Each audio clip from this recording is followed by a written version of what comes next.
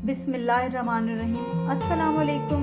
Welcome to Aliza's kitchen. आज मैं कीमा with मैक्रोनीस की रेसिपी शेयर कर रही हूँ। बच्चे यूजुअली कीमा शौक से नहीं खाते, लेकिन अगर उन्हें इस तरह मैक्रोनीस के साथ बनाकर देंगे तो वो बड़े शौक से खाएंगे। तो चलिए रेसिपी स्टार्ट करते हैं। सबसे पहले हम पैन के अंदर 4 से 5 चम्मच ऑयल डालेंगे।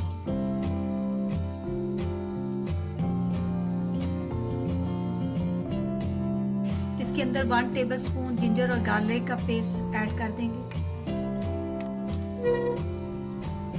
इसको लो फ्लेम पे थोड़ा सोते कर लेंगे। अब इसमें 250 ग्राम कीमा डाल देंगे। मैंने बीफ का कीमा लिया है, आप चाहें तो मटन या चिकन का कीमा भी ले सकते हैं।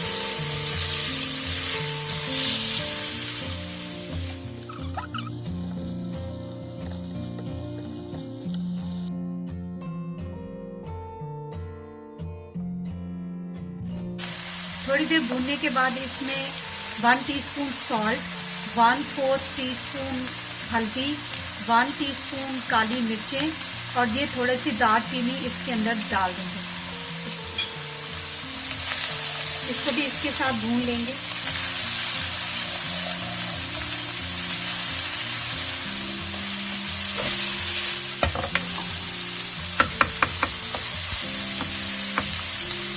अब इसमें एक टमाटर की पेस्ट जो है वो डाल देंगे। मैंने मीडियम टमाटर लिया है।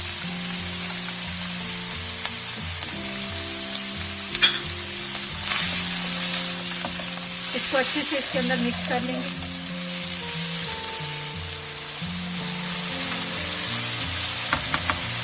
अब इसके अंदर हाफ गिलास पानी का ऐड कर देंगे।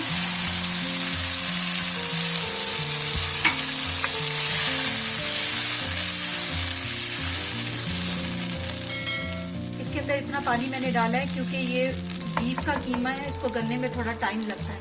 तो अब इसको तकरीबन 15 से 20 मिनट हम छोड़ देंगे ताकि कीमा अच्छे से गल जाए। अब इसको लिड लगा के छोड़ देंगे। पहले मैं इसको 2-3 मिनट के लिए हाई फ्लेम पे रखूंगी, उसके बाद मैं इसको लो फ्लेम पे कर दूंगी ताकि कीमा अच्छे से गल जाए। 15 मिनट गुजर गए हैं, मैं इसे चेक कर लेती हूँ।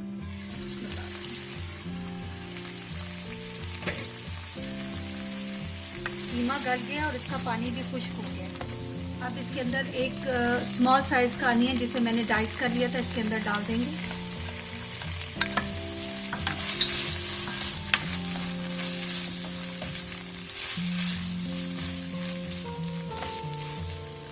इसके अंदर मीडियम साइज की शिमला मिर्च मैंने जिसे डाइस किया हुआ था वो भी इसके अंदर ऐड कर देंगे। इन सबको मिक्स कर लेंगे।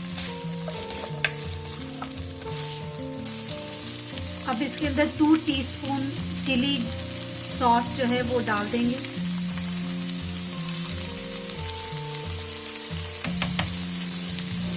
साथ ही 1 टीस्पून सोया सॉस डाल देंगे। अब इनको अच्छे से मिक्स करके भून लेंगे।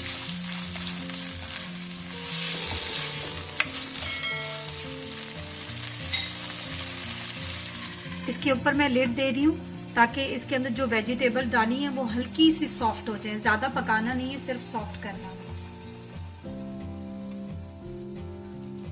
2 मिनट गुजर गए हैं। अब हम इसकी लिड हटा देंगे। इसके अंदर प्याज और शिमला मिर्ची नरम हो गई होंगी।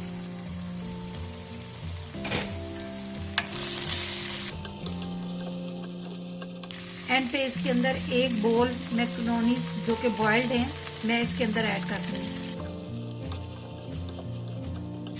ये ऑलरेडी बॉइल्ड है इसलिए इनको ज्यादा पकाना नहीं पड़ेगा, बस हल्का सा इनको हम फ्राई कर लेंगे।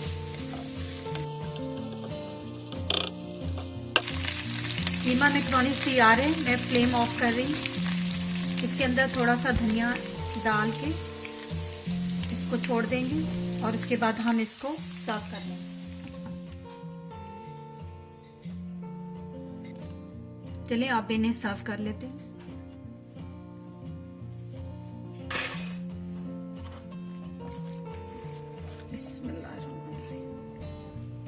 इसे आप रोटी के साथ या बगैर रोटी के भी खा सकते हैं और चाहें तो दावत का हिस्सा भी बना सकते हैं। उम्मीद है आपको रेसिपी पसंद आई होगी, तो काइंडली इसे लाइक और शेयर करना मत भूलें।